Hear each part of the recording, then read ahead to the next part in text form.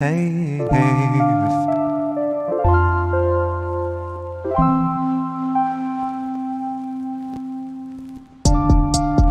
guess this isn't such an awful place. Is that what you want me to say? You prove it's possible to sleep for days, and I still think you're right here awake. The cost of living isn't much to make, but God, it's so hard to say. And when they told you everything was safe, were you safe?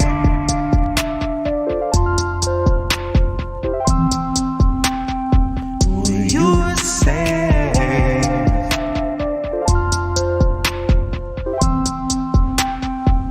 Were you safe?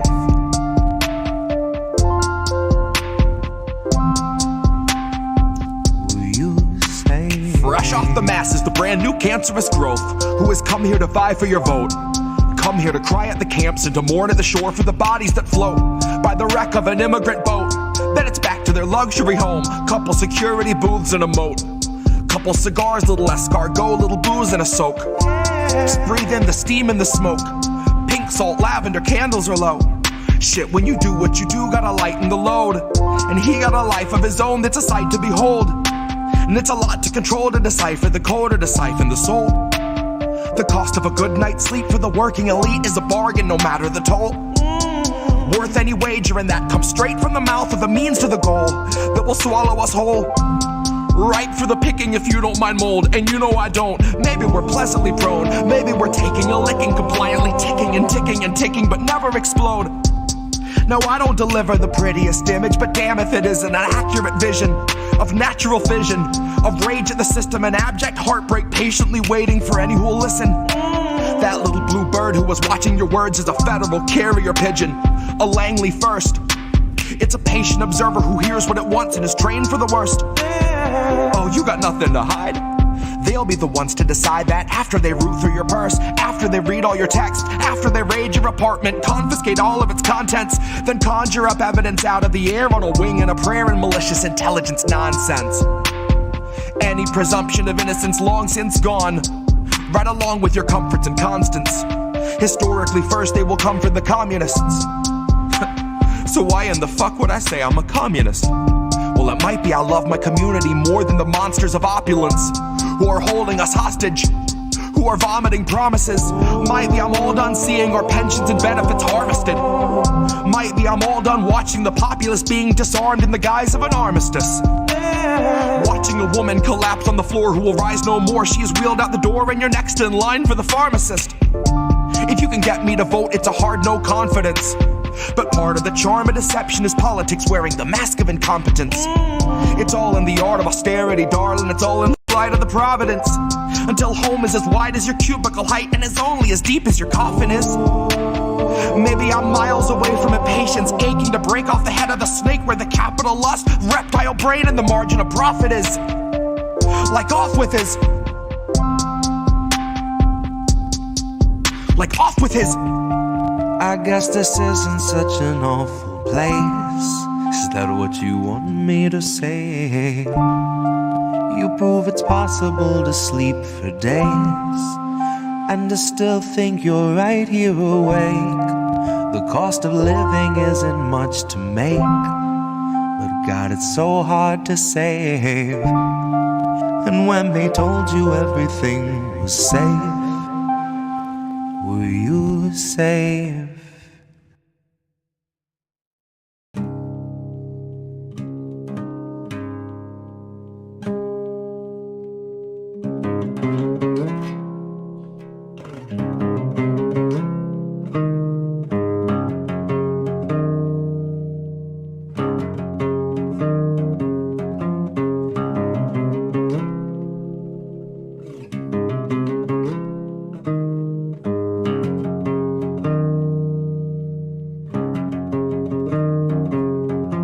Legend says that Hercules swept Cerberus right off his feet and effortlessly set him down softly as a songbird. Atlas kept the world upon his back and every day wondered whether he could stand it any longer. And TheTaraReade came out to say the man they tried to label the messiah of morality was really just another rapist. And I don't intend to hesitate when asked who was the stronger. Tara, like Assange, knew that carrying the truth would be the hardest labor. Tara knew that her assailant wasn't gonna make us any safer, and knew he's just the type of man to hand a decent foreign leader US-printed walking papers. And knew he'd be relentless and aggressive in the war he'd wage upon her very character. That his attempts to weaken and degrade and embarrass her would be her only compensation. But I strongly doubt that anyone could ever have foreseen the stream of hate that came from quote-unquote progressives and the self-styled titans of survivor advocation. So if you really think there's something to be gained out of sharing your pain with the world, you are sorely mistaken. The Biden team just dragged their feet addressing Tara's allegations. Until they had a decent list of smears, then they aired them out on every station. And it turns out no one wants to hear the truth of who they praised as being worthy of such bloated liberal celebration. That no one wants to really know the person they've so valiantly defended, even when it meant they had to gloat and shit all over someone braver than they'd be if given the occasion. Now cue the faceless comment squad invasion. Cue those fuckers crawling out the woodwork to come analyze the way you wore your hair and what you wear. Like your appearance waives your rights, or that somehow you're the reason for your situation. Somehow they've decided you should bear responsibility for what such monstrous men insist on doing. Somehow they're deluded by the empty, hypocritical, and useless fucking platitudes that bastard keeps on spewing. And I think it's very telling that the best of their excuses when they try to come and justify our president's abuses is a hearty butt Trump. In which case I'll remind you that you never saw the news attempt to sell us Donald Trump like he was morally upstanding or a decent human. But when Joe says something bigoted or ogles someone's little kid, CNN says, "Isn't this refreshing? Biden's like a mix of JFK and FDR with all the finer parts of Harry Truman." Christ, I know that they don't think that we're the brightest, but at least pretend we got a couple lumens. Ask yourself if you have ever questioned what they fed you, or do you just shut your eyes and then consume it? And now ask yourself if you ate every one of Biden's lies under guise of harm reduction and the promise of a slight improvement. And now imagine long ago that Biden chose to show you who he really was by traumatizing you for his amusement. Now imagine that you watched him touch a Bible with those filthy hands, and then assume the power of the highest seat in all the land, of knowing your attacker wields a global coalition born of three-letter agencies who'll make a life's mission out of trying to discredit you through lies, damn lies, and collusion. Big tech is never gonna separate from our surveillance state. Fuck's sakes, they're just a breath away from total fusion. So there will come a time where even if you see the light, your voice will never reach the sky through all the bots and all the noise pollution. So trust us when we tell you that the masking of abuses is perhaps this country's oldest institution. And I know nothing nobler than facing it in honor of the truth when you know that the people holding power have been neutralizing truth since there was wet ink on the Constitution. So know that Tara's truth is something crucial to the movement. And if you see yourself a partner to the revolution, help this country see through all the baseless propaganda through the crux of Joe's illusions. And recognize that TheTaraReade gave everything she had so she could tell us what the truth is. Recognize the decent thing to do when someone bares their soul and shows their bruises is not to ask for context or offer up your own solutions. Your job is just to listen with an honest mind and put yourself on Tara's side a moment so you understand the path she chooses. That there is no instant fame worth the dragging of your name.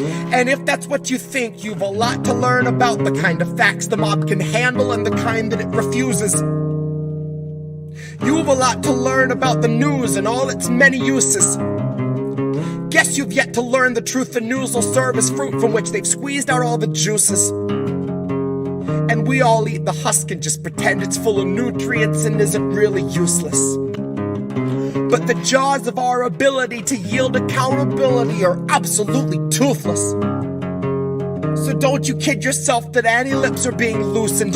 They won't ever tell us where the bodies are or show us where the proof is. It's on you to recognize the lechery our president so regularly oozes. It's on you to muster up some honesty and ask yourself how Biden won your trust, but it's America that loses. Open up your eyes and learn to recognize the bruises. Open up your eyes and learn to recognize the bruises.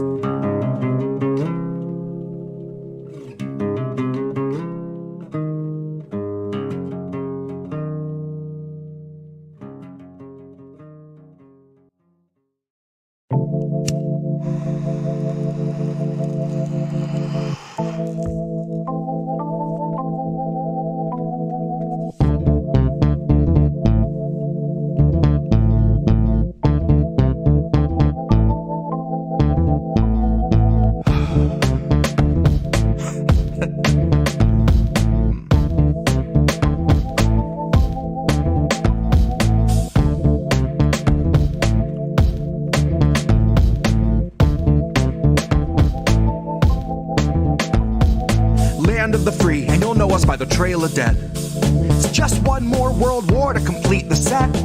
When you live by the pike, you die by the pith. You die wide-eyed, still pleading the fifth, or crying divine epithets and pathetic attempts at defense. All empathetic for those on your side of the fence. Well, I'll gladly put you and your legacy into an alternate tense of faltering senses and altered events. Like hun, it ain't a hearse, it's a reaper's stretch. Ah, how sweet, she said. Bunch of hordes in the street like it's Evil Dead. Where the thin blue line meets razor's edge. And where the corporate ladder ascends to a steel-toed boot that awaits on the ledge. You'll be licking it fresh at your boss's request till it stomps each finger and watches you fall to your death. And drown in an ocean of debt. Gone with the fodder who gathered to honor the patient left, who purity tested themselves into sections, step by step till the next election, when it's just one them and the sound of their well-read theorized breath. That's harm reduction for the lowly cost of you holding your nose and just openly buying the theft. Maybe that's all in the flick of the pen. Maybe we're all one unmarked van from a trip to the pen, being guarded by pigs who exist on a diet of dying breaths of much worthier men. Honey, heaven's expecting you. Just don't get too hung up on who they let in. Just look up at the shine of the pearly gates. You don't need to worry if there's lead in the paint. You don't need to worry if there's lead in the water, lead in the milk, lead in the honey, lead in the caustic embrace of the Heavenly Father. Lead is the flavor of passive perpetual slaughter. Lead is the taste of us led to the ledge by the lure of the legend of expert consensus, and then beckon to stretch it just one step farther. And I hope all the folks who were boastfully gloating and toasting themselves as the heroes of COVID for boosting their boosters and doing their part are now equally thrilled to be starstruck martyrs. All laid in a government grave with anonymous markers, like you're back from the carvers and off to the splicer.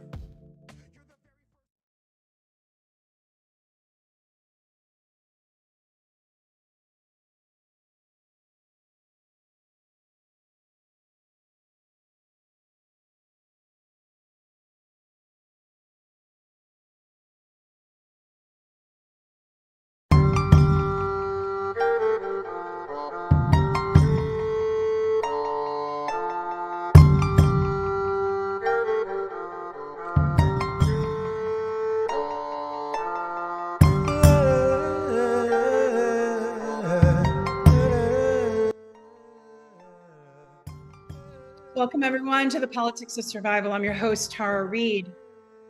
Yeah, so every time you look at the news, and as you know, I'm still in Moscow, Russia, but as you look at the Western media, as you look at the international media, of course, all eyes on Gaza and the horrific war crimes that Israel is committing in Gaza against the Palestinian population. And there is no equivocation, there's no other word, they are war crimes.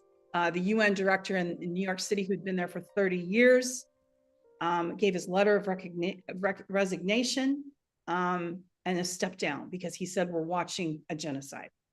It is horrific. It makes me very ashamed to be an American, but very relieved that I have political asylum in Moscow, Russia, And I am sorry to see so much suffering 10,000 Palestinians dead, half of them children.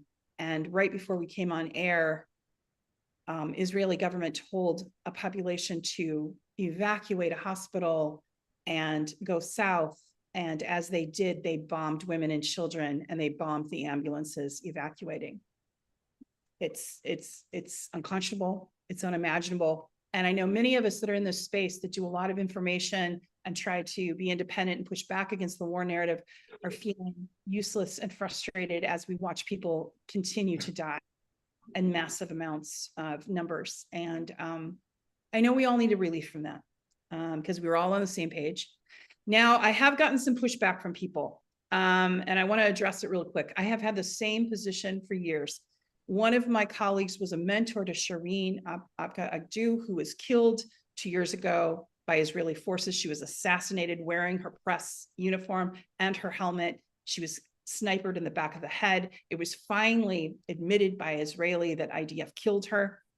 I've always sympathized with the Palestinian struggle. So those of you that had followed me, that suddenly unfollowed me because of that, or criticized my position, sorry, but I don't agree with killing women and children and civilians. I don't believe in genocide. I don't believe in ethnic cleansing. It's where I stand. And I will continue to stand there. And as far as that goes, we are going to have a great show. We have someone here who is Russian American, and he will tell you his journey. But before we do, I wanted to lighten up a bit because we have had so much dire news coming at us, and we're entering into a conflict that seems to be going worldwide. I wanted to start in Russia. There's a Russian account that I follow, and I wanted to raise this up. And Reef, if you could raise up the video, but they're very offended by what's happening. Some people are doing in the snow. They're doing sculptures of snow dicks.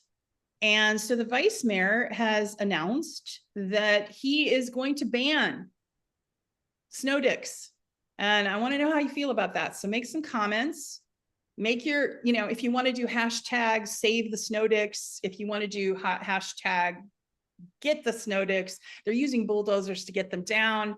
They must be very strong snow dicks to have to use bulldozers. But I thought it was kind of a funny story. What do you think, Reef? I mean, yeah, who doesn't love some phallic snow symbols, So, Alex. So anyway, get the tweet, put the tweet up there from that account so you can at least lift the account. Because I thought that was pretty funny. So if you want to follow it, it's on my account. If I may. I got you. Oh, and let me bring in my guest.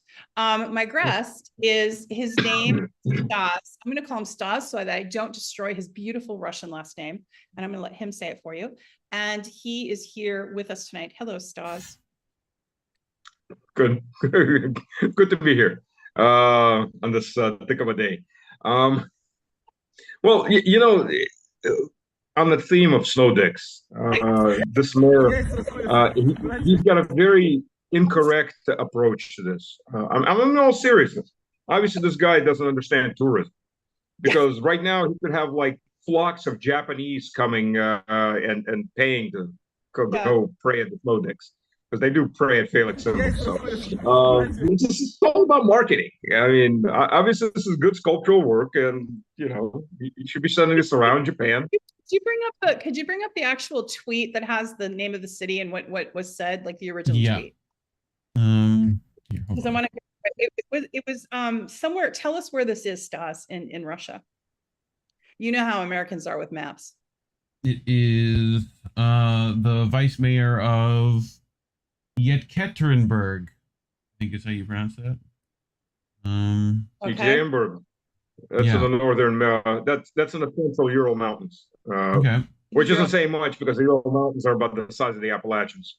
So it's still kind of early for that much snow for them. They'll probably melt. They're not serious snow dicks. The snow dicks really come out toward around the end of November. I mean, you at least need 6 inches of snow for that, right? Not much snow. Yeah. Well, I'm telling you, it's very bad marketing. He's not looking globally. He should set up a park of a part of male genitalia peni. I guess is a peni most of penises peni. Dude, I would totally take like some of my friends and go there like on a plane now if they would allow those to exist. I mean, what the Yeah, heck? they could have a Japanese a Japanese themed holiday there. Or X. The Well, pilgrimage to the snow dick. there you have. Japanese like all that. I'm sure they'll flock. All right. Well, all right. So we went from like horrific like news that we have spinning around to snow dicks to like that's their focus. That vice mayor is trying to get rid of him, and he had the bulldozers out. Like you saw some of the. If you look and audience, if you go to my or family, we're all family here. If you go to my Twitter account at Reade Alexandra, you'll see, and you can follow that account that posted it. I can't think of the name of it right now, but it's a good account. So you know what I wanted, Stas, I wanted to get into you because this is about you actually. And so we're going to move away from that subject I mean, matter. I've been called a dick a few times in my life, maybe more than a few, but from snow sculptures that are, but I wanted to bring attention to your background and career so you could tell some of our fam here who you are and your professional background and what brought you to Russia, because you're Russian American. So tell everybody a little bit about yourself and what led you to now be living in Moscow. well, we'll start off with Russia is my homeland, not just historic homeland, but the actual place I was born. Well, the place I was born is Lugansk, which was artificially attached to Ukraine back in 1921 by Lenin. So it's now back as part of Russia. I always wanted to be back as part of Russia. Those areas were always Russian. They never wanted to be part of Ukraine. But when it was under a communist rule, it really didn't make much of a difference. But things changed in 1991. So my parents immigrated to the U.S. in 1979. I was 8 years old, so went with them. Didn't have much choice one way or the other. So grew up in the U.S., mostly in the South. What part of the South? Most of the time, we lived in Charlotte, North Carolina. Okay, that's beautiful there. Yeah, it's a good southern city, and then I finished university in Raleigh, North Carolina. 3 times. So same university. I'm pretty sure I bought them at least 1 or 2 classrooms. They keep asking me for more money, but I'm pretty sure they owe me by this point. So then joined when I was a freshman. Joined ROTC and then enlisted in the reserves. As a guard while still in university, and then in '95 got my commission, became an active duty Army officer, and then served out 11 years total. Left 18 July 2004. That was what Russians call Dembi, my last day of service. And you had to deal with the U.S. adventures in former Yugoslavia. And that's what did it for you. Can you talk a little? No, that's not what did it for me. That's not what did it for me. Oh, that's not what did it. Okay. No. What did it for me was 1999. It did it, but it didn't quite do it all the way, because I still had a contract. Officer contracts are 7 years. Initial officer contracts are 7 years. And then the United States Army has a thing called the needs of the Army. So the needs of the Army, if by your professional grade and rank, by your professional nomenclature, so what you actually do, is in short supply to what the Army needs. Your contract be damned. You're not going anywhere. You're serving until you get released. And that's how I left in the end, because I had a release date, a window opening. I turned down major's rank. I was captain promotable. That's an actual it's all captain's rank, but it's actually written captain, comma, promotable, because you're about ready to go to the next rank. Mm-hmm. Left in 2004. What really did it for me, honestly speaking, was going to Dragon Brigade, 18th Airborne Corps. That was headquarters brigade for the 18th Airborne Corps, Fort Bragg, North Carolina. And at corps level, I was a staff officer. I was in G3, which is operations. So we help plan exercises, scenarios, and so on. And the thing that you notice, except for when we're planning for Baghdad, so the Second Iraq War, the enemy gamed against, constantly planned against, was Russia. Mm-hmm. Always Russia. Used Russian generals, used their profiles as commander of opposition forces. And these profiles, I stumbled across a file of these profiles one night. I was sitting, we were doing a big exercise. It's called an exercise without troops, so it's staff exercise. So it's computer-based, you pass orders on, staffs do their paperwork and their order shuffling and making their plans. You just don't activate all the troops. Some specialty units get activated to do so, but not the majority of the troops, just the staffs. So I'm sitting there one night on duty. All the colonels, most of the colonels and the generals are asleep. So it's pretty boring. I started screwing around on the intranet, and I pop up into a file that has all the profiles of all the active duty Russian generals. This is in 2000. And these were exquisitely detailed profiles. So obviously, A, this was CIA work. B, this was CIA work done with internal leaks. Because I mean, this wasn't just their, what you'd consider a Wikipedia page.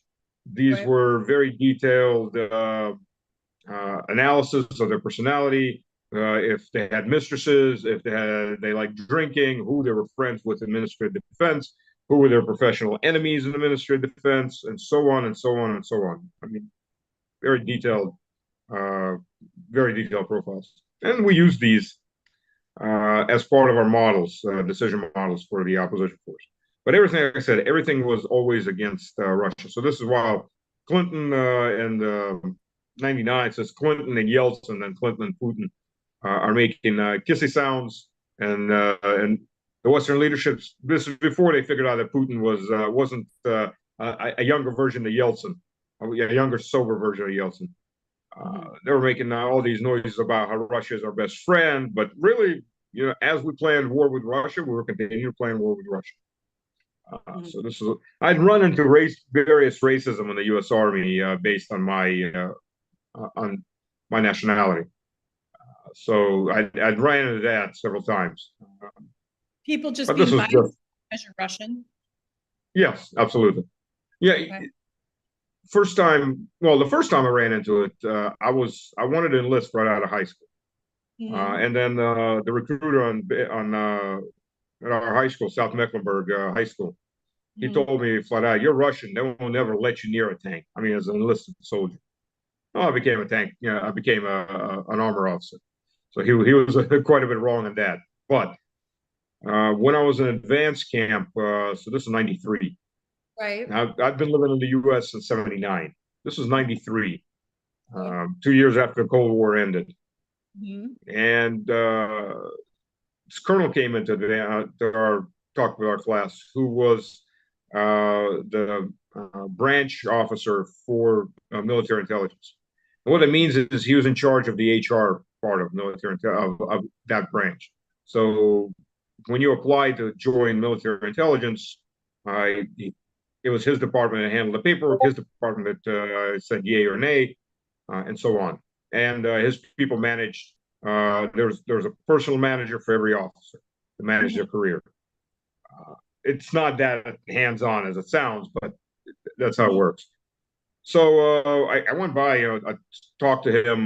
Hey, sir, I'm interested in military intelligence. Blah blah blah blah. I don't have a Russian accent. As a fact, when I want to switch off the Southern accent, from the East, just go flat Midwestern English. And he's like, "Oh yeah, that's great, that's great." Now, well, sir, I don't know if this is going to be a problem or not. I'm Russian, and I was born in the Soviet Union.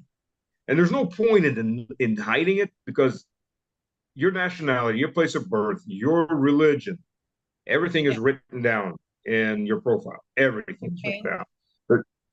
And he looked me up and down like a pile of shite and told me to go fuck myself, basically. And don't even try, turned around, walked away. That was the first really big hit in the face. And then I was in Bosnia. I was executive officer for a mechanized infantry company, and we had a Russian airborne platoon attached to us. First one of those rare moments in history. And then I was commanding a mixed Russian-American inspection team. We're going in to inspect a Bosniak base. So I'm standing there, and we're waiting for the U.S. military intelligence to arrive, which is an oxymoron in itself, military intelligence. But so I'm standing there with two Russian lieutenants, one of which I stayed friends with for decades after. And we're talking in Russian, and we're waiting for this team to arrive. And they arrive, and their lieutenant jumps out of his Humvee, walks up, swarthy looking guy, and he starts speaking Russian to us. We're like, okay, you're not an American. Where the hell are you from? It's like, Armenian. Okay, so what year did you come to the US? 91. Right. Okay, this was 96. 90, 91, somewhere around there. 96. So he just got his citizenship a couple of years before that. Like, so did you have problems getting into military intelligence? No problem whatsoever. Just to confirm that it was about the fact I was born in the Soviet Union, it was the fact that I was born in the Soviet Union and Russia.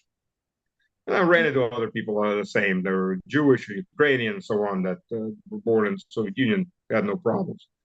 And then I tried to get into special forces. They didn't tell me to go fuck myself because I was a captain at this point. But they did tell me ever so nicely, thanks, but no thanks. We don't know if we can get you a top secret clearance because you're Russian. And we're not going to bother trying. Bye-bye. So moments like that. No, and then there's the, as they'd say in Russia, the бытовой racism. The common racism where every time you meet somebody, like, and they all think they're so ingenious. I was ready to strangle the next person that would say this. Oh, you're Russian. Are you a communist? Actually, I'm a monarchist, but okay, other than that. Or are you a spy? And so on. And they start with that. Okay, don't backhand them, I'll get arrested. Don't strangle them, I'll get arrested. The propaganda is so deep in the West and it's so deep in America. It's so deeply entrenched that people don't even know they're being racist. They don't even know they're being offensive when they accuse someone of being a spy. But it's a very serious accusation and it's very negative and it's very, well, it had like, I immediately, when I was accused of being a spy publicly, I was immediately got death threats. I had somebody try to come to my house and said he was going to kill me. I mean, that's how serious it is. So, I don't think that people realize, like, to make an accusation like that, what dire effects that can have in the United States. Oh, yeah. Yeah. Can't even imagine, like, if I went back now, because I'm here in Moscow, because I've been called, like, online, I get called all kinds of names, as you know. I was in Spaces, and someone did. But what was interesting was the government bots that were there, because there was someone there representing the US government who has opposite views that I do. Actually said, we know of you, TaraReade, but at least you have principles. And I was like, okay, that's weird. They're my enemy, but they know I'm principled. But like, I'm not a spy. Like, I'm not a spy, and neither are you. And our beliefs are our beliefs. And I think we have a lot of work to do with American English. The Irish always get it right? Like, I have Irish background and we always get it right. I'm sorry, but we do. And Ireland is getting it right now. They're always on the right side of history. Well, always, but like, but a with lot Ukraine, of with Ukraine, they're not. The British are terrible, and so are the US. And France is just like whatever, they just go with whatever the US and UK are doing. But I'm glad that you pushed back on the spy narrative and were able to, get, through that. I won't say it was so much a narrative, but it was just this common, like, hey, you're black, you eat chicken. That kind of typical, or in my case also, you drink vodka. Well, actually, I do drink vodka, but no, I'm not an alcoholic, and most Russians aren't either. The vast majority. But always, yeah. Although I have decided that I will face the Armageddon and my exile, probably not as sober as I used to be. But moving on. It's okay. Okay. I'll tell you. I was on Время помнит и Время покажет on first channel 1 today. These two talk shows, political talk shows, and they had an interview there with Kau. She's the former minister of diplomatic minister of Austria, who's been run out of Austria, literally, because she had pro-Russian views. And so she's eventually moved to Russia because her life was just destroyed. And she was talking about she's lost everybody she was friends with. She had 2 friends that are still talking to her. And no, she'd never been a Russian spy. She just didn't buy the American Anglo narrative with Ukraine. And that was enough, not just destroy her career, but quite literally try to destroy her life. Yes, they took her house. I met her. That too. And closed her credit cards and her bank accounts. And, she literally came to Russia 60 years old with nothing.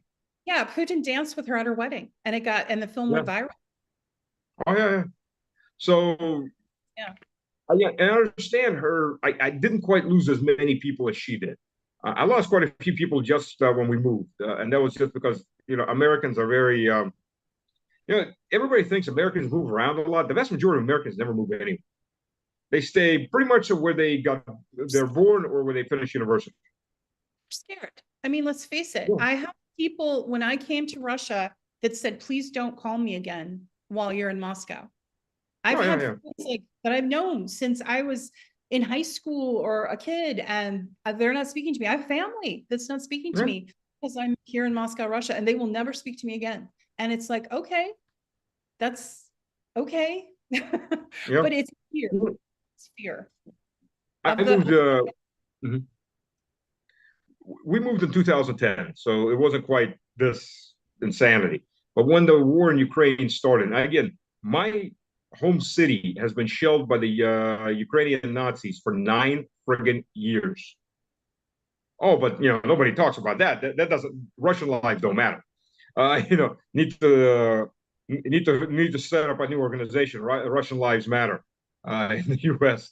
Because while the Ukrainians were fed, the Ukrainian Nazis were installed, fed, and created by the U.S. government and its vassals, murdering Russians in ethnic Russian regions, nobody cared because it's not like real people. That kind of attitude, or it's all too complicated. And then when the war started with Ukraine, over the fact that this was continuing and accelerating, now, everybody cares for the defenders of democracy, the dictatorship in Kiev, literally a Nazi dictatorship. Absolutely, literally a Nazi dictatorship with all the symbolism of the Nazis and everything else. It's just amazing. But all that aside, so when it all started, I lost the people I kept contact with, the people I served. I lost 2/3 of them. Won't talk to me because I am a Putin genocide in whatever, Putin vibe genocider of humanity and it's terrible. But you know what? I love the commentary because we met on Maria Butin's show, Masha's show. Channel 1, and I loved your political commentary when I was able to see the translation because you speak Russian. You have one on me. I start my lessons, by the way, next week. Excellent about me too. Yeah, so I will, and I probably need more help, and I'll torture you with my bad Russian, of course. So we go full immersion. We go full immersion. But I'm sorry. No English, all Russian. Oh, I lost the last part. No English, all Russian. Oh yes. Well, we're gonna. It's gonna be a while before we get there. It'll be a while, but when we get there, we get there. But I wanted to say, that your work now has been very valuable. I've seen you on different media things, and it's wonderful for you to be on my show. So I really appreciate you taking the time to do that. And I wanted to ask you about, because you talked a little bit about why you left, but I wanted to talk to you a little bit about an update on Ukraine, because right now the world's eyes are on Gaza, of course, as it should be, because humanitarian, because there's a genocide happening. But there's also, as you mentioned, in the Donbass, there are people who have been ethnically cleansed in a similar way for years. So could you talk about what's happening? Because it looks like Zelensky's getting kicked to the curb. Is that the right impression? Because while we say that, 14.2 billion went to Israel today from the US Congress, that was voted on today, but there's still $100 billion they want to send to Ukraine. Now, I won't get there, but what's your thoughts, and where are we with the proxy war that US and NATO is fighting against Russia via Ukraine? Let me begin with saying that Russians and Ukrainians aren't a brother nation. They're the same nation. They're same people, same ethnicity, same history. It's an artificially created nation that never existed in history until 1917. Created first by the Austrians and the Germans, and then upheld and created and widened by the communists, because the way the Bolsheviks controlled the Russians, who were the vast majority of the population of the Soviet Union, was divide and conquer. So they made the Belarusians as a separate ethnicity, which it isn't either. The Russians, I guess they might have gone even further. And they took a very large chunk of Russia, which is called Nova Russia, and added to Mala Russia, small Russia, new Russia, small Russia, and made this Ukrainian thingamajig. And then they added Polish land. Well, they're not really Polish land. They're just lands Poland grabbed at different points in history and re-grabbed in the 20s. And ethnically cleansed the Russians out of it in its own.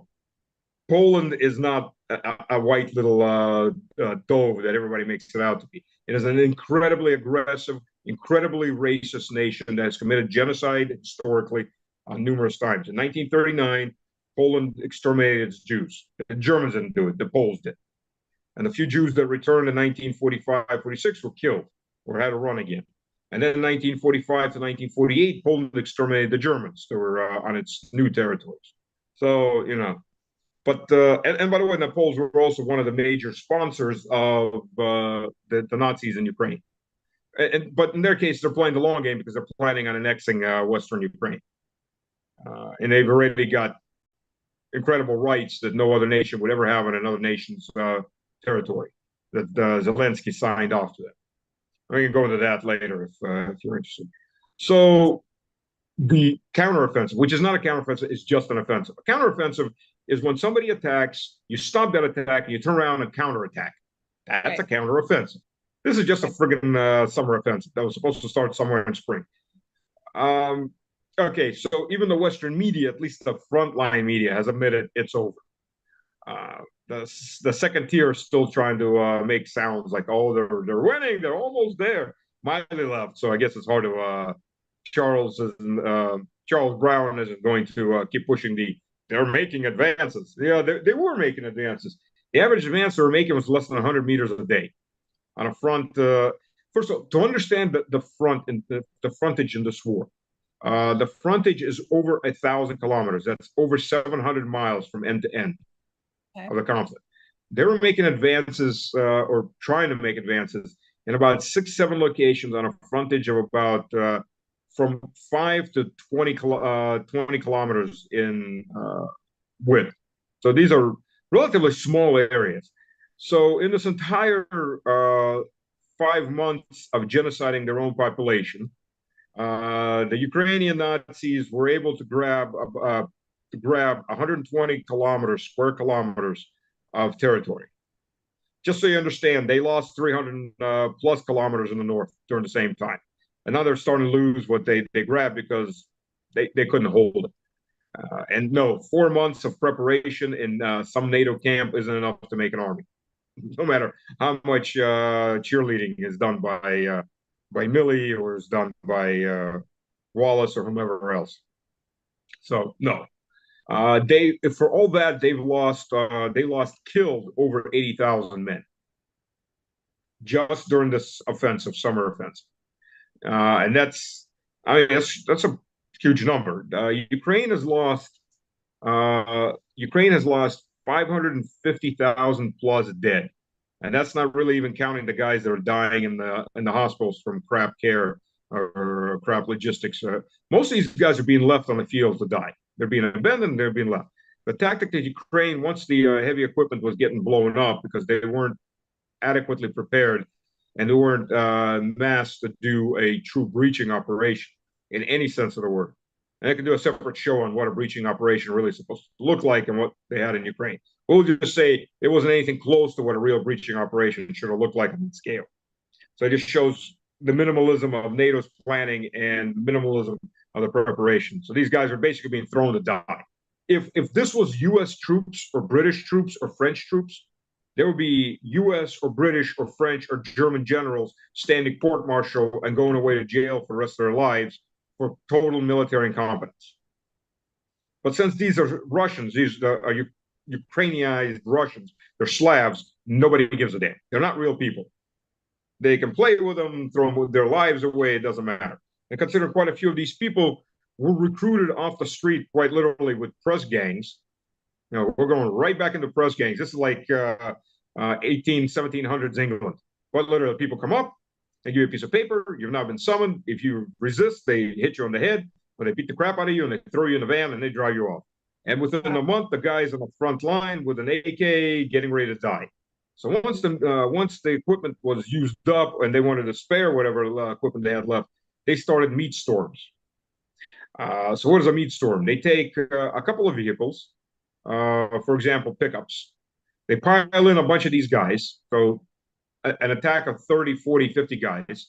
They drive them up to the edge, drop them off, and get the hell out of there because they don't want to die. And then these guys are supposed to attack forward. If they go back, they'll be shot by the various Nazi battalions that Ukraine set up as blocking forces. So they go forward. First thing that happens is they get artillery. And then the next thing that happens is they get chopped up into pieces by Russian entrenched Russian infantry. If they're really lucky, they they bury their heads into the ground and then give up. And in just the month of September, there were 10,000 that gave up. There's a radio station called Volga on which they can either by phone, there's even a phone app for it now. They can contact localized Russian forces, central operator that'll then farm it out to localized Russian forces, and they can arrange their surrender. And 10,000. If they get caught by the blocking forces, they'll get shot in the back, or they'll get artillery by their own side for surrendering. Yeah. Well, in truth, you know, the few countries wouldn't shoot their own guys if they're trying to surrender, unless there was a general order to surrender. I mean, that's the truth of war. It is, but it's still brutal. It's so brutal. I mean, these are young men War or is old brutal. because they're recruiting old guys too, right? Like, well, in press 50s. ganging. Recruiting is a very loose word in this case. Press ganging up to guys in their mid 60s and kids 15, 16 years old. And now they're trying to recruit women, including pregnant women up to 7 months pregnant. Are you serious? Oh yeah. There's tons of commercials. There was an interesting commercial that came out, the role of a Ukrainian woman. So it starts off with a woman and a guy, and she's taking off her dress. So to translate it, a slut in bed, a mother in the kitchen, and a defender of Ukraine. And the last image, she's got a rifle and she's in a battle rattle, going off to be a chunk of meat on the battlefield. They want women to multitask, don't they? Jeez. Oh yeah. Right. Well, you know, one guy, 100 women, there's a chance for that nation. No women, there's no chance for that nation because, you know, one guy can get 100 women pregnant. No women, there's no further generations. That's it. It's over. It's game over totally. And when they're grabbing 15, 16-year-olds, and I'm sure, and they're planning on lowering the age of recruitment down to 16 from 18. So that'll mean they'll start grabbing the 13, 14, 12, 13, 14-year-olds, the Hitler youth, the Zelensky youth. Oh, the U.S. is fine with it. The U.S. is encouraging it, absolutely encouraging it.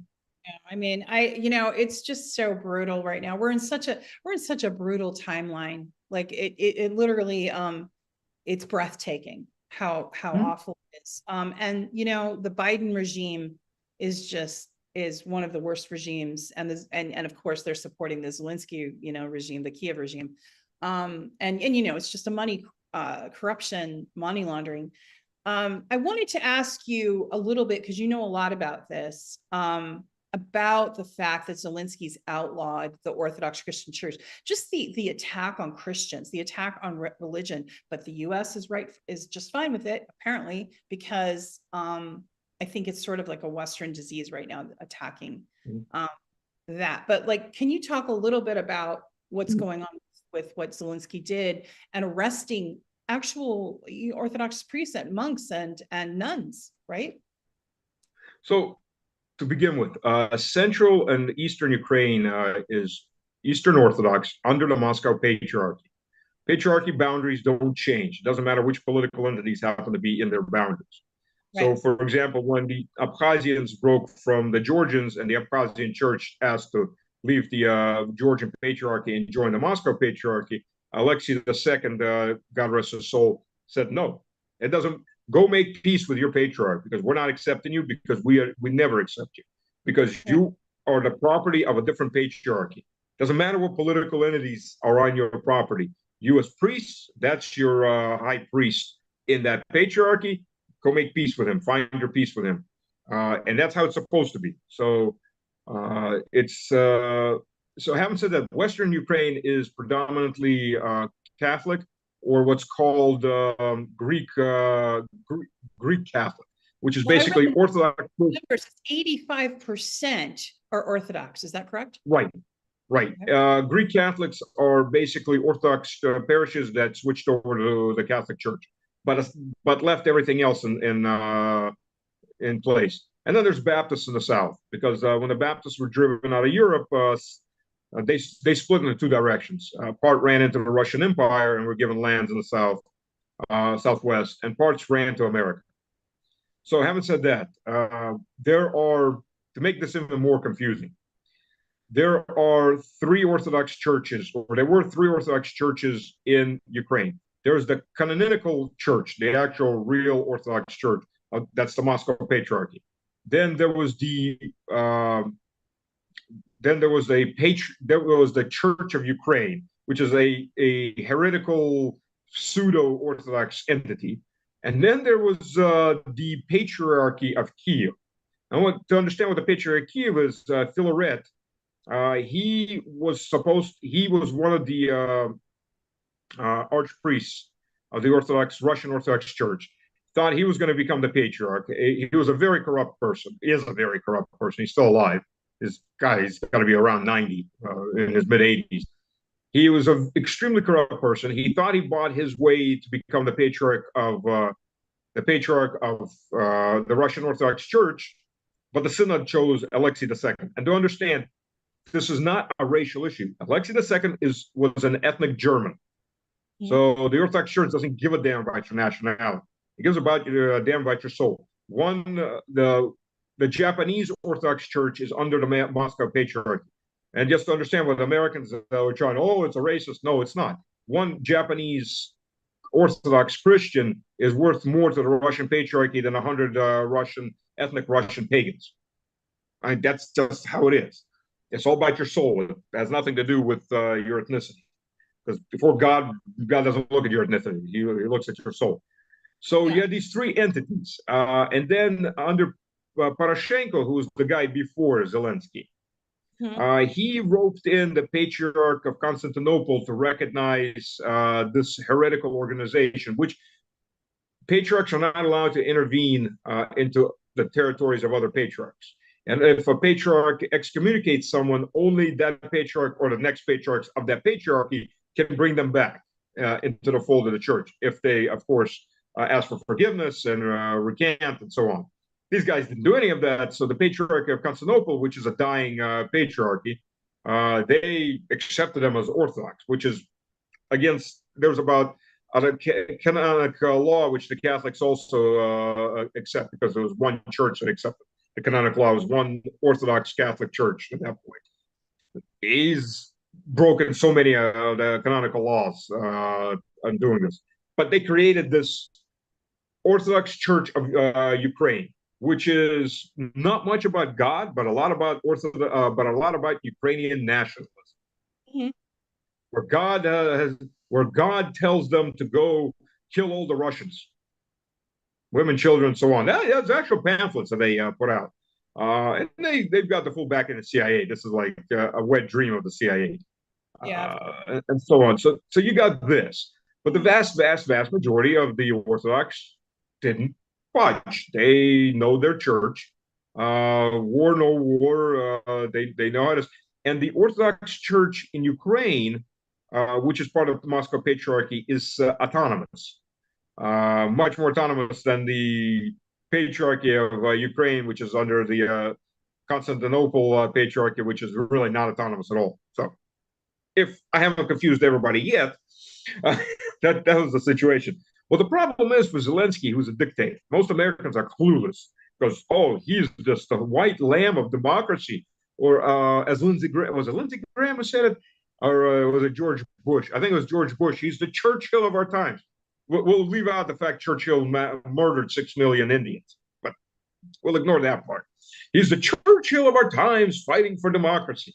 Yeah, the guy outlawed, just as a little rundown, Zelensky's achievements. He outlawed 11 opposition parties. And I mean outlawed as in jailed or murdered.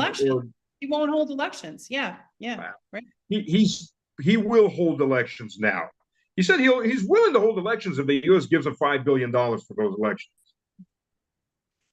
Wow. Elections are expensive in Ukraine. The point is, the U.S. needs those elections because whether Zelensky stays or not, they need to put a stamp of legitimacy on an illegitimate government, one way or the other. So after that, so he's murdered off, jailed, or driven off his political opponents. He's confiscated all media and made it into one media channel giant under his control. He's now banned the Orthodox Church because they just wouldn't bend the knee to him and kiss his rear end. He's press gang. Oh, by the way, and all the relics, the remains of saints, they've started popping up. Like for example, the key of Lavra. Lavra is this big cave system where its original church was built in a cave and it grew into a big monastery. And there's remains of saints from 1,000 years ago plus. So they're these very, very holy icons. And all these stuff started popping up in various Western museums. So renting out or selling off antiquity, not just antiquity, but very religious antiquity and roots of the people living in Kiev and other areas. It's horrible. Yeah, a horrible attack on religion and faith. That's minor compared to some of the other stuff. In history, yeah. Ukraine has over 60,000 missing children. Whole orphanages have been evacuated out to Europe, and that's where the children disappear. The white helmets of Ukraine, which are the white angels, they never go very far from an original template. The white angel. Can I interject right here? TheTaraReade does a great investigation, the battle against injustice. I featured her on my show. I also read articles. So for a fan that's listening right now, you want to check out, Battle Against Injustice, and you want to check out, just scroll down my Twitter feed, and you'll see some of those. In fact, she does some good investigations. And I think Shay Bose just helped her with one about NATO and their exploitation of children and people in general, and the rapes and tortures and murder, NATO has done. So you want to check out his account as well. He has a lot of good information in his show with Uday. And then I wanted to give out a shout to DD Geopolitics. It's a good account to follow. And there's about 10 people that run that account. I know one of them who's been on my spaces recently, and she's very good. And you get a lot of really good up-to-date information about Ukraine, but also about what's happening in Gaza and just geopolitics in general. So check out those accounts, fam. And then before we continue on here, Stas, I wanted to get in some questions from the audience. And then we're going to go talk about a couple of articles, and I want you to stay on and just make some comments as you will. We're shifting to Gaza, but Reef, do you have any questions or comments for Stas at this time from the audience. Not for Stav, but one for you. I think someone asked if you got Russian citizenship yet, and if there's any updates with that process. I have political asylum in Russia at this point. I have the blue passport, which I think I've shown. I'll bring it back next week and show it to everyone again. But the outside cover, I don't like show my passport, but just the outside cover because it's kind of pretty. It's blue and gold. And yes, it's I have that, and you know, I'm going through the process that one goes through. So that's the update. Any other questions? No, that's it. Or comments? Hey, that's cool. All right, I know we're getting comments. I can't read them right now from where I'm at on my particular platform, but I appreciate all the comments that you make. And if you DM me on Twitter, I will answer you. And feel free to make comments on the YouTube or on the Rumble, or mostly I like to focus on Rumble because YouTube demonetized me, takes down my videos, doesn't like me. So YouTube, you know, whatever. But like, but I really like Rumble, and Twitter is a good thing. X, I guess you call it now. Telegram, haven't figured out how to stream to Telegram yet. It's a little glitchy, but we're on Twitch. We're also on other platforms. How many are we on, Reef, by the way?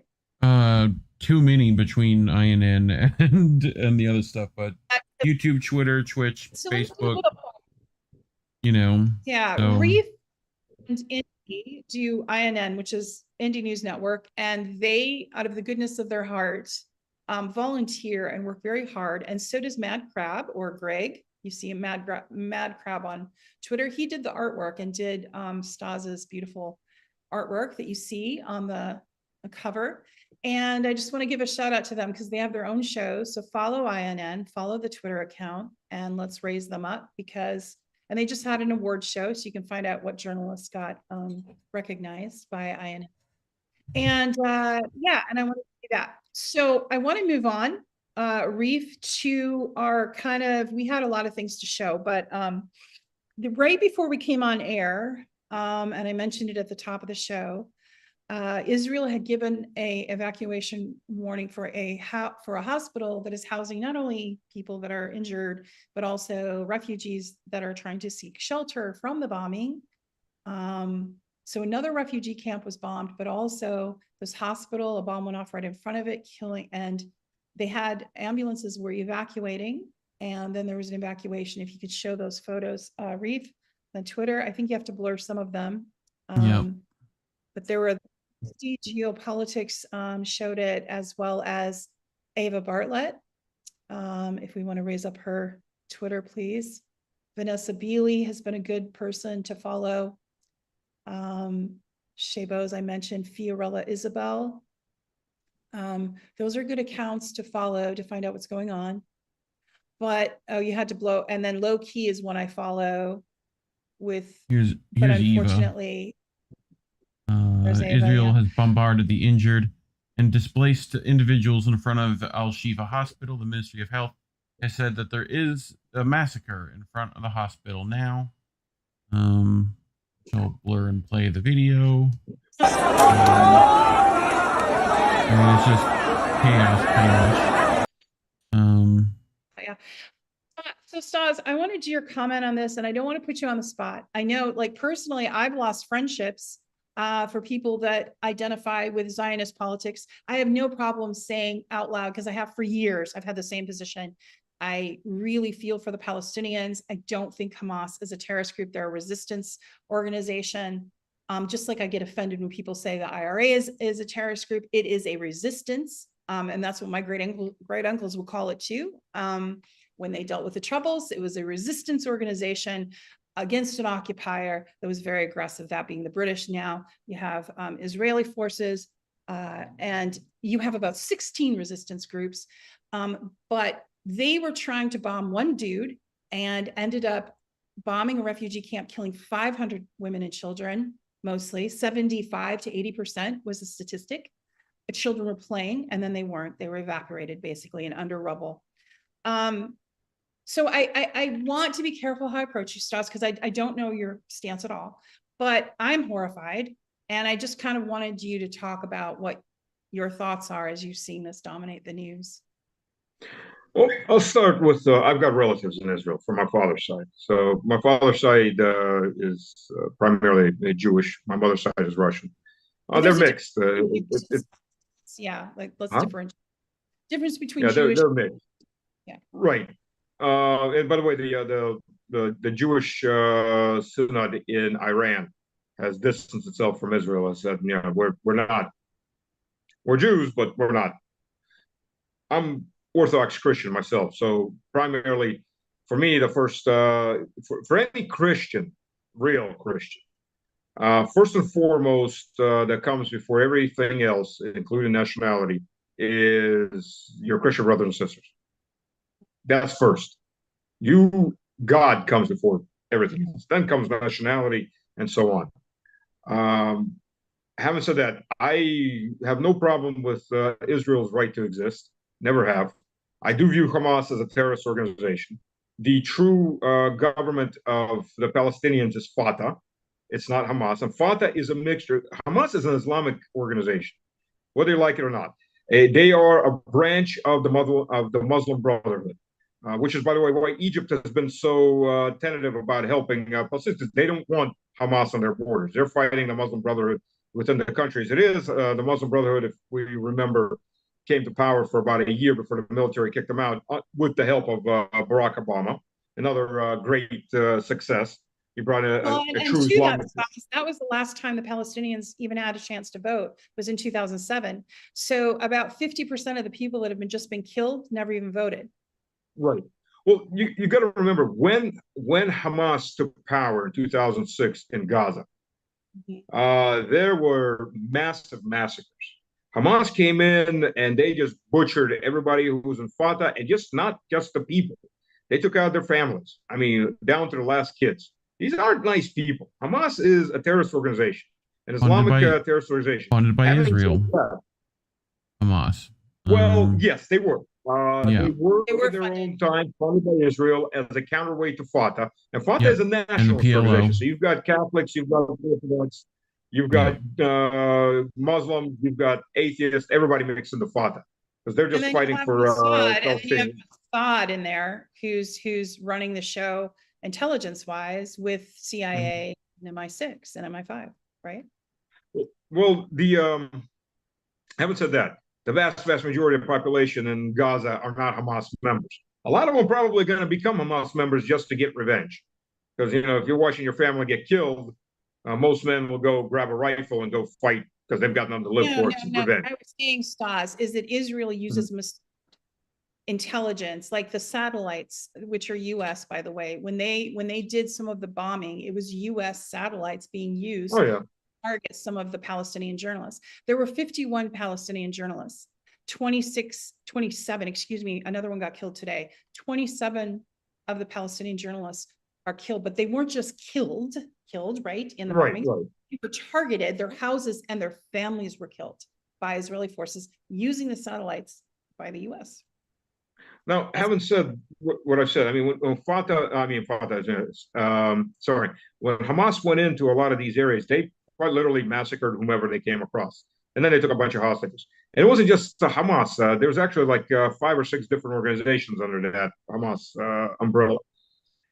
So this is my question. What do you think when you say Israel has a right to exist? What do you think of them, of the Palestinians' right to exist? Because why isn't anyone saying that in Western media? Why is Western media ignoring that 10,000 Palestinians are dead? 75%, according to UNICEF, were women and children. 75% unarmed women and children. So what? I guess I don't see how that's Israel defending itself. I'll get to that in 1 second. Actually, it's much deeper than a lot of people understand how this. The rabbit hole's deep. And that rabbit hole goes into the early 1800s. They're dead. How well, I'll get them. Now, having said that, Israel had the sympathy of the world, including the vast majority of Muslim countries, because Hamas is a terrorist organization that committed a huge terrorist act. And believe me, almost any Muslim country, the first victims of any of these Islamic jihadists are Muslims. So they all looked at it and said, oh, holy crap. And they're going to have problems with their own groups and their own borders, because this gave a jolt to all these Islamic extremists in the world. Look what we did.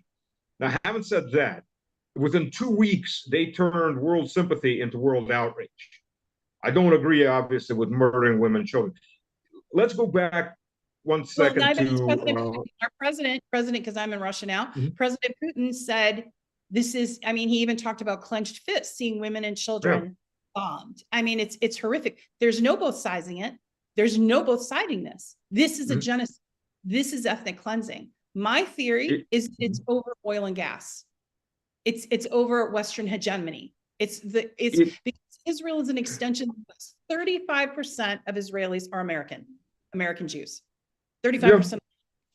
Well, they're not American Jews. They have U.S. citizenship. A lot of those guys got came from America and went to Israel and were originally. I know quite a few that went from Israel to the U.S. They have U.S. citizenship. They have dual citizenship. Now there's but right, they weren't born in the U.S. Having said that, I mean, obviously, bombing women and children is a no. Women, there are always going to be in any war. There are going to be collateral casualties, like it or not. There's always going to be some civilians caught in the middle. I'm sorry, I can't go with the collateral damage bullshit. Well, no, wait a second. There's a difference. There's a difference.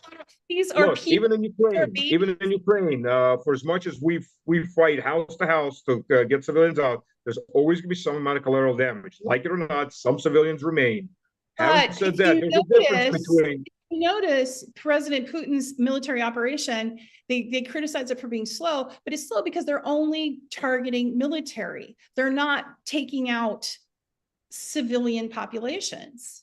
Well, we're not aiming to take out civilian populations. Some civilian population is going to get killed because fighting's taking place in cities. So like it or not, there's still civilians left in these cities. For whatever reason, they didn't leave and they get caught in the middle of this. So like it or not, any war, we've gone away from the 1800s where the armies came out in the field, they lined up nice and pretty, and then people came out on a hillside to go watch the battle or something like that, which, by the way, First Manassas was just like that. All the Russian elites came out to watch the battle. Those days are gone. Most battles are fought in cities, and they're fought in cities because it is a good place to defend and it's difficult to take. Civilians, for whatever reason, sometimes civilians are used as human shields. Sometimes civilians refuse to leave. Sometimes civilians can't leave. And the civilians will get caught in direct fighting. But we're not talking direct fighting here. The human shield argument is used to justify basically murder of civilians. And I mean, now, like you look at the US and you look at John Kirby, right? You look at Jake Sullivan when they trot him out once in a while. But look at what they're saying when they use these same arguments, right? About Gaza, but look how they talk about Russia and Ukraine, and tell me the difference that you see, because when they talk about Russia, Ukraine, they say Russia's doing war crimes, but now they're talking about Israel. They can't say, they just say, we don't have enough information. 500 people got bombed into oblivion and 1,000 are underneath the rubble that can't get out because Israel won't allow big equipment to undo the rubble. So you tell me, Stas. I'm trying. Let me finish. Now, as I said, there's always going to be some amount of collateral damage, whether you like it or not. Now, there's a difference between fighting, what the Israelis are doing now. Well, let's go back to Munich. In the 1960s, in the Olympic Games, Palestinian terrorists took a bunch of Israeli hostages. The West German special forces screwed up the operation totally, trying to release them, and they all got killed.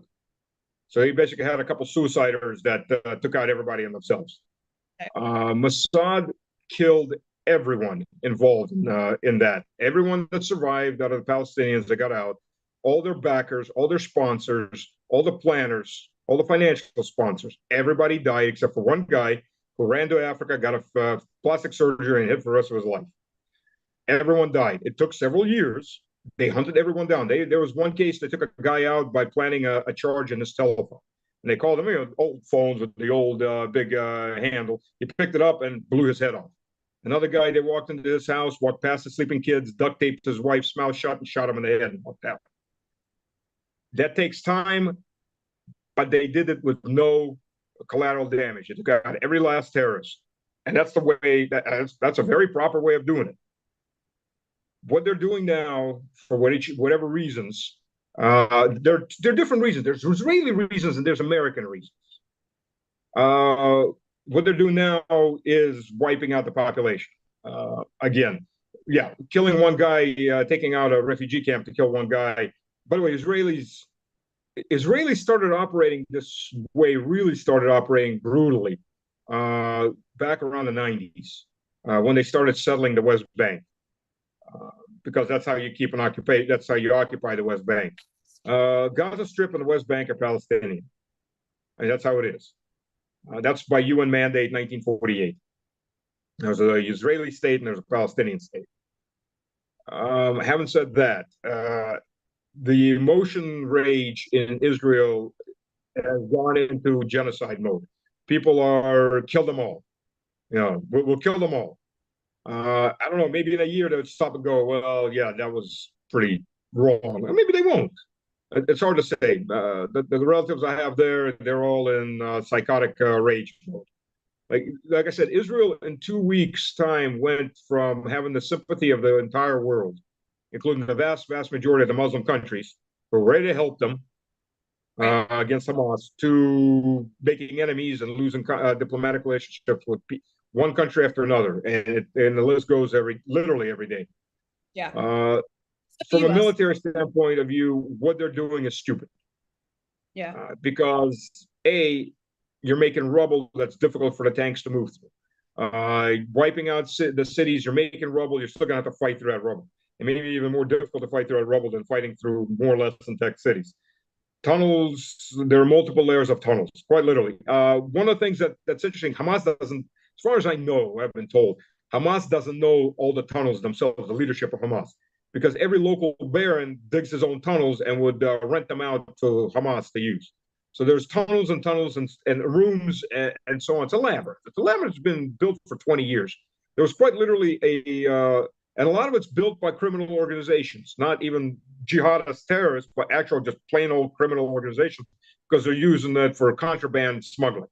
There was a tunnel that the Egyptians found and destroyed that went literally 100 kilometers, 60 miles for the metric system challenged, into the Egyptian territories, across the border, 60 miles, and there were trucks that were running down this tunnel. That's how big the tunnel was. It was some guy on his hands and knees crawling. There were small lorries that were driving up and down this tunnel. So these are giant tunnels. I mean, it's serious work. Some of the blowing up some of these buildings will actually collapse some of the tunnels, but it won't. In the end, the only way to clear the tunnels is to go down it. The proper way of doing this, which would have taken time, which would have also cost Netanyahu his job, and probably at the end of this stage of war, it'll still cost him his job, because, yeah, as long as the war keeps going. And I say this because there's Western leaders that say he's uncontrollable, and they don't like uncontrollable leaders. So he's done. Get rid of him. There's one thing. The longer Netanyahu's been in power, the more he's gone into further right-wing extremism as his support base. And his tendencies have gone that direction also. Yeah. Now, if you remember anything about Americans after 9/11, yes, the vast amount of Americans who have said murder every single Muslim in the world. Yep. There was no brain power going there. Everything was shut off. As America is very pretty much systemically racist, whereas Russia's not. No, Russia's not. You have Muslims here that live with Christians, and there's not any kind of friction. Yeah, and it's been that way for hundreds of years, literally hundreds of years. Now, having said that, first of all, let's remember that in Gaza, about 10 to 15% of the population are Christians. They're Orthodox Christians or Catholic Christians. Yeah, Palestinians they bombed the church. Remember the 1,000-year-old? Yeah, they bombed an Orthodox church. They bombed a Catholic church. They bombed an Orthodox monastery. Now, just to understand what are Palestinians, because if you listen to like Saudis, they'll tell you they're not Arabs. They're right and they're not right. They speak Arabic. They have Arabic blood, but they're not strictly Arabs. They're a mixture of Arabs, Franks, Germanics, Assyrian. It's a mix of hodgepodge of all these different peoples that over the last 1,500 years fought their way through, grabbed land, in Israel. There are Latins there mixed in from the Roman times, and so on and so on. This is a really hodgepodge population because it just happened to be that part of the world everybody was walking through to get to one direction or another. You want to build an empire in that part of the world, you fought your way through there. So all these different nationalities mixed, and it created this Palestinian as a term. Saudi Arabs will tell you flat out, they're no Arabs. We don't recognize them as Arabs. The Saudi street recognizes them Arabs, but really, if it wasn't for what Israel was doing, the vast majority of Saudis wouldn't give a damn what happened to Palestinians because they're not Arabs. So there's the internal issues there. Even Yasser Arafat, just to understand, Yasser Arafat's wife was Christian, his mother was Jewish, who converted to Islam. This is a very mixed region. There's no black and white in this area. So it's a very difficult region to categorize, just because that just happens to be this crossing point on three continents. Mm-hmm.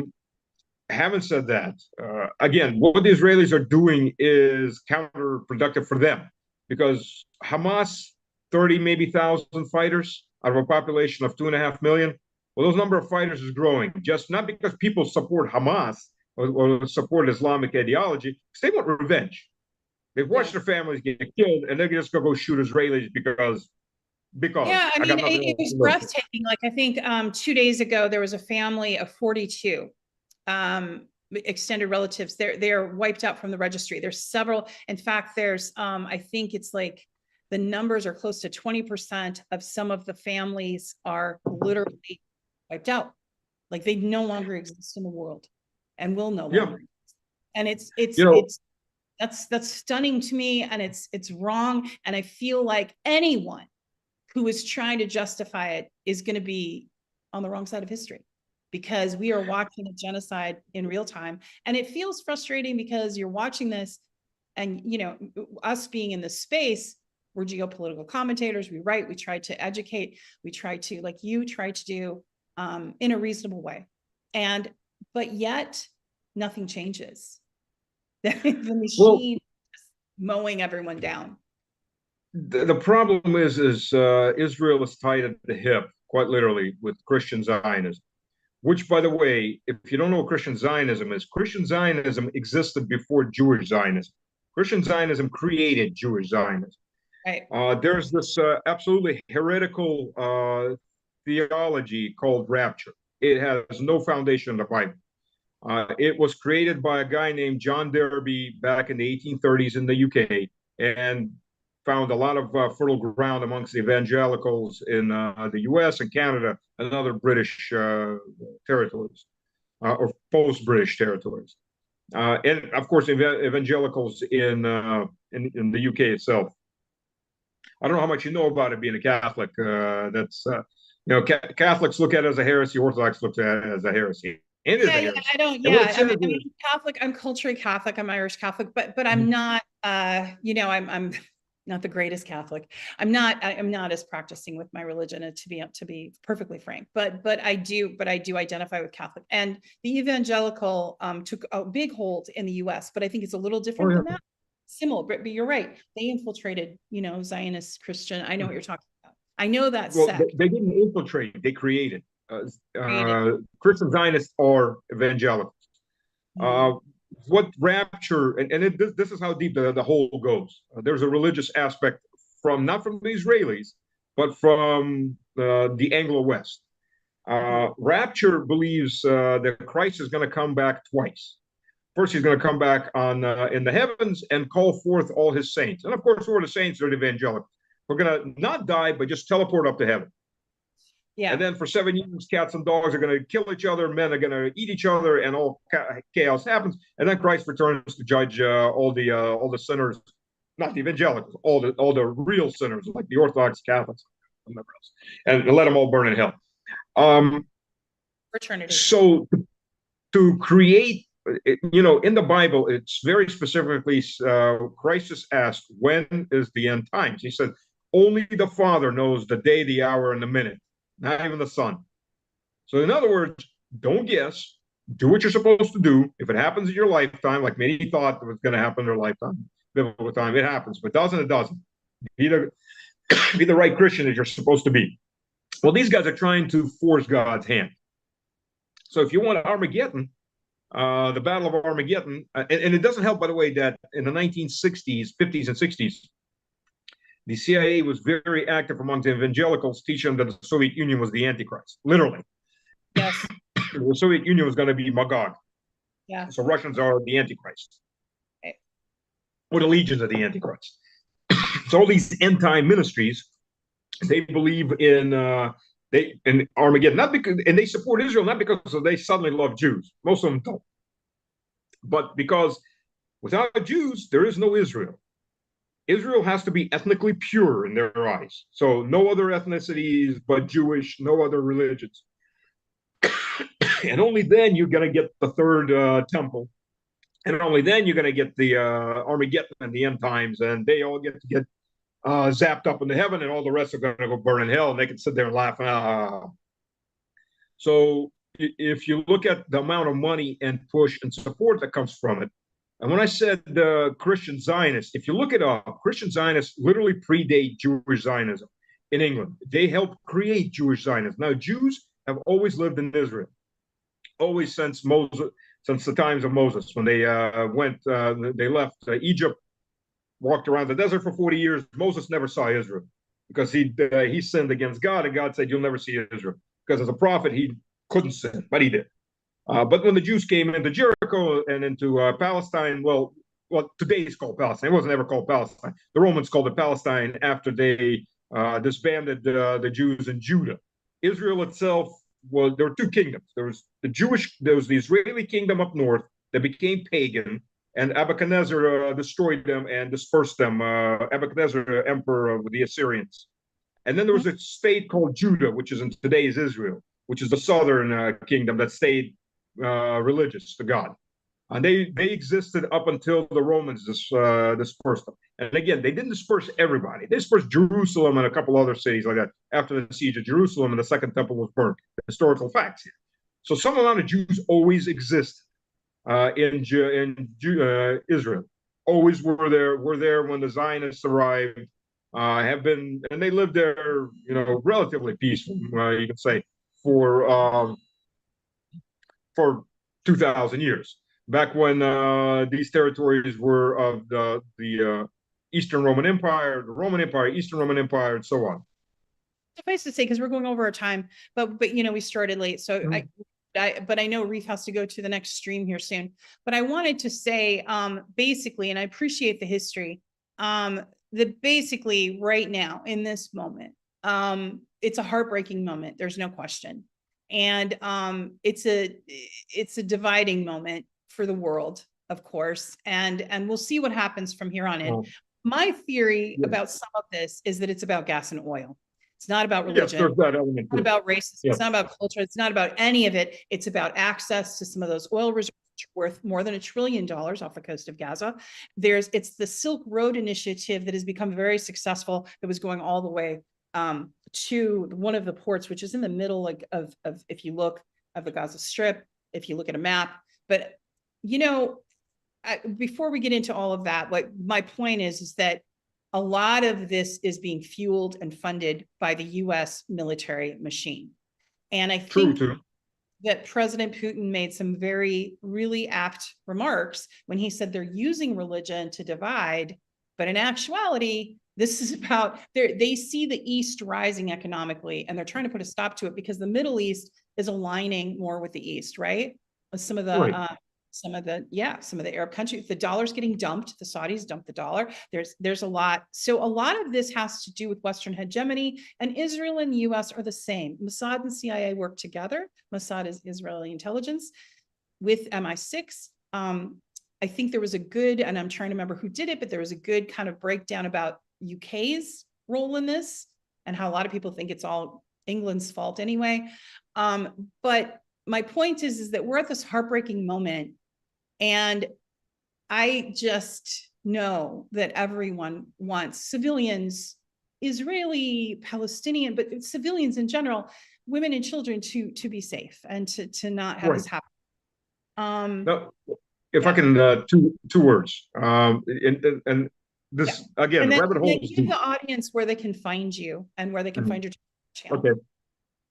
The rabbit hole's deep in the case that there's been a color revolution against Netanyahu that the Biden administration has been sponsoring. It's been going for the last almost year, slowly, but it's been going. So they're not friends with Netanyahu, but it's come out as efficient at the moment. But there were elements of Mossad that were working with the CIA against their own president or prime minister, the same way that the CIA and the FBI were working against Trump. Even though he's the president, the elected president, they're supposed to be apolitical, working with whomever the people elect. But really, it doesn't work that way. Not in these kinds of organizations. They have their own agenda. They have their own sources of income, very often, on the side.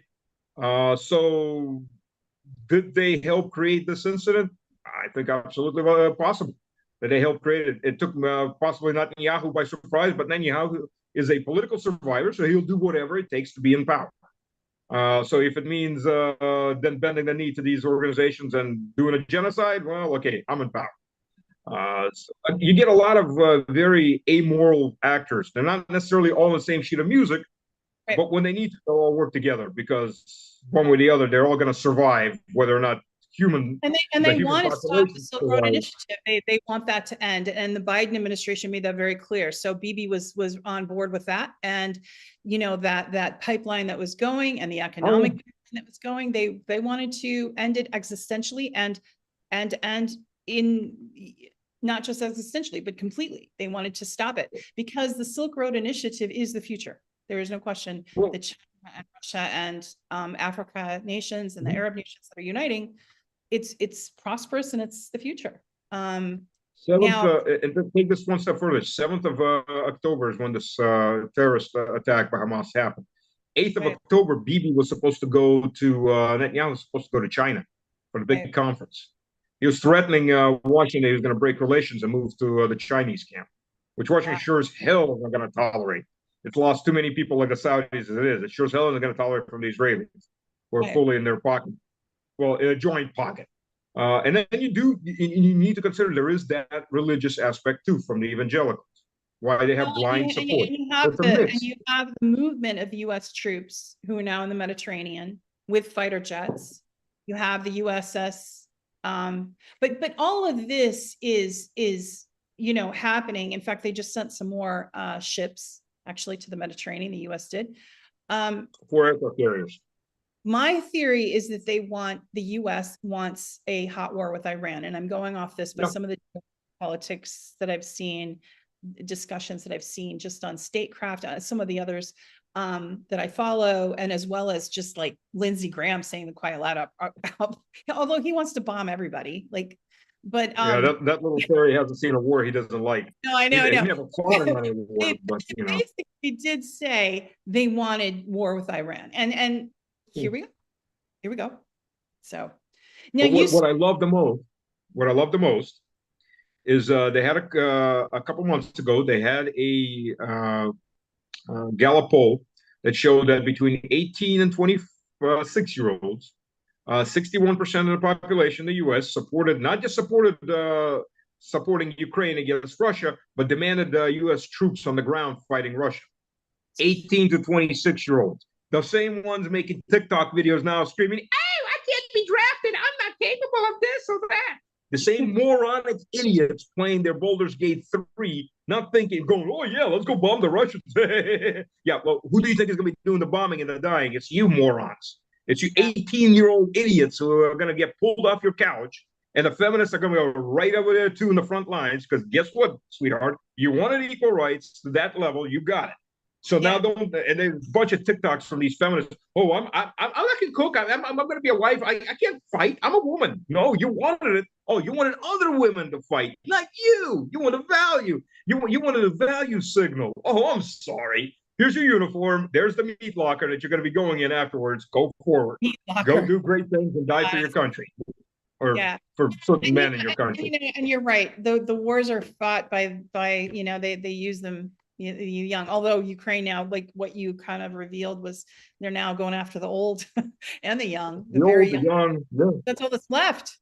yeah, yeah, So absolutely. where to find you? And I appreciate you having a lively debate with me. We can agree to disagree on some things. And I love your historical context, because historical perspective also gives a deeper understanding. And that's really valuable. So thank you for your patience with me, because I can be feisty. I get my ire up, get it.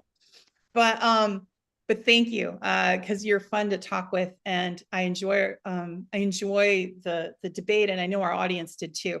But would you tell people where they can find your work and how they can contact you for more info?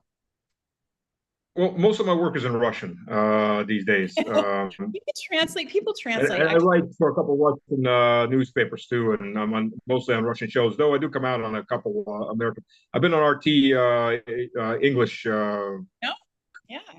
about 4 or 5 times in the last month, which is new because I've been on RT before, but it was always the Russian side of RT.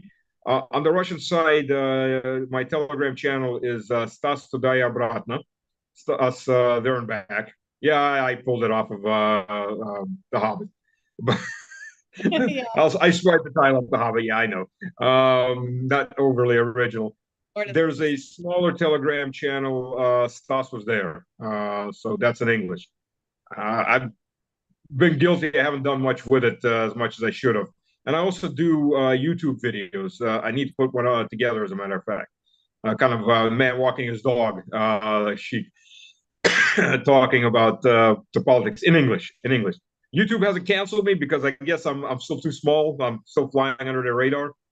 But I'm sure if it gets big, I'll get the axe and I'll have to go over to somebody else. They're pretty good at that, axing people. Appreciate you giving all your time and energy, and you really the update on Ukraine, because that kind of like went out the door. I know Zelensky there. I think his days are numbered. Obviously, Oh, yeah, his days are numbered. It'll be interesting to see if they, if he escapes, because I kind of think he's in a position where the U.S. isn't going to let him just go to Florida to his mansion. So. They might let him go to Florida, but if he goes to Florida, let's not forget Marcus.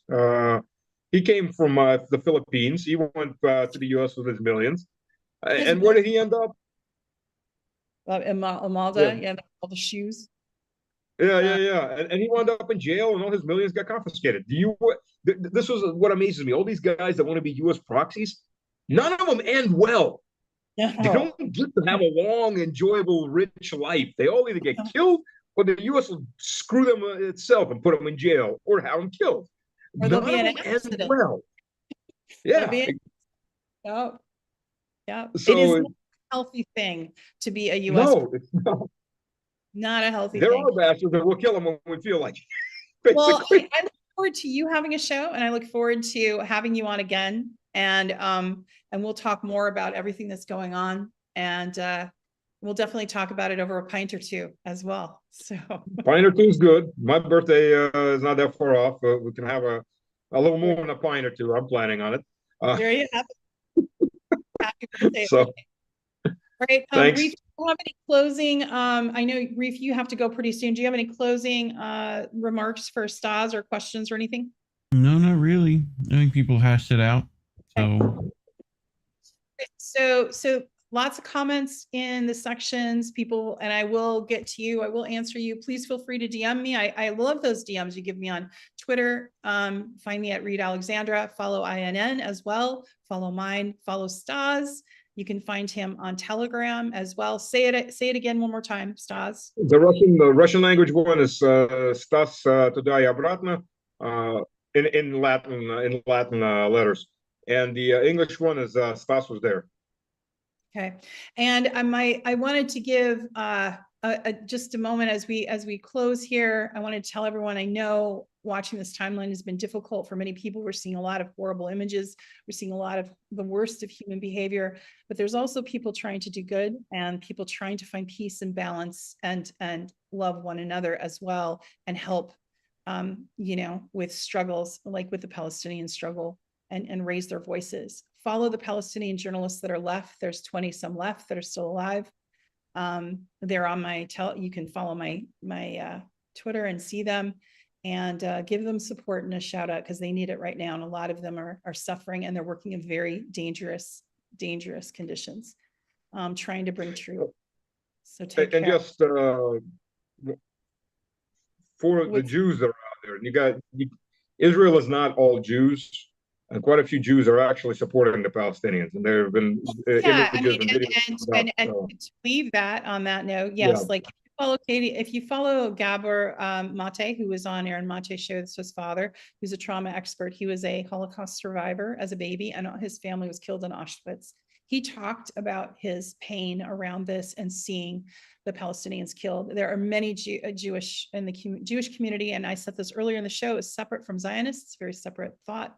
And then Stas gave the background about the Christian Zionists, but like they're separate. Zionists are separate from Jewish people, and we've been seeing them all over the Capitol. They've been getting arrested. They've been saying "not in our name." That's been their chant. But either way, may there be some peace. The UN, for the first time, I want to make this last announcement, and then we're going to close the show. For the first time, the UN passed a Russian initiative.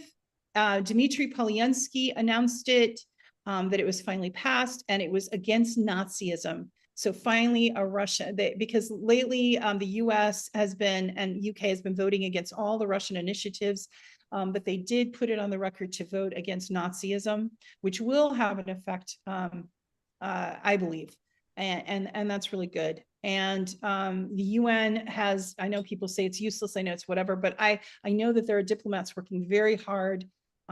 In fact, there were 47 UN people that were just killed by the Israel bombing, and the staff.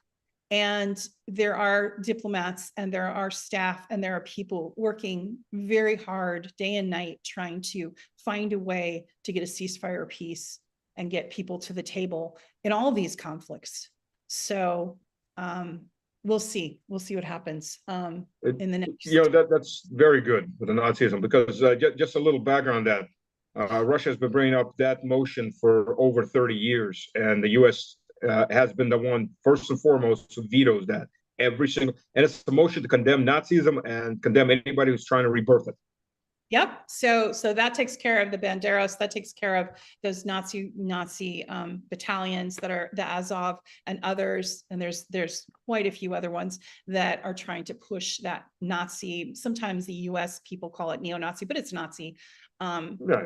Genes. So that it is significant. It's meaningful, and I think it was a victory. It was maybe it's only on paper, but let's hope that it means something more. So on a positive note, we'll leave that. And then finally, everyone, follow my Twitter page and you can find, something lighthearted too about Russians taking care of those dastardly snow dicks with bulldozers. Japan, they should be sending out flyers to Japan. Yeah. Thank you for joining us, fam. And Reef, thank you so much for your patience and running the stream. Thank you, Indy. Thank you, Greg. Thank you, Stas. Good night, everyone. Good night.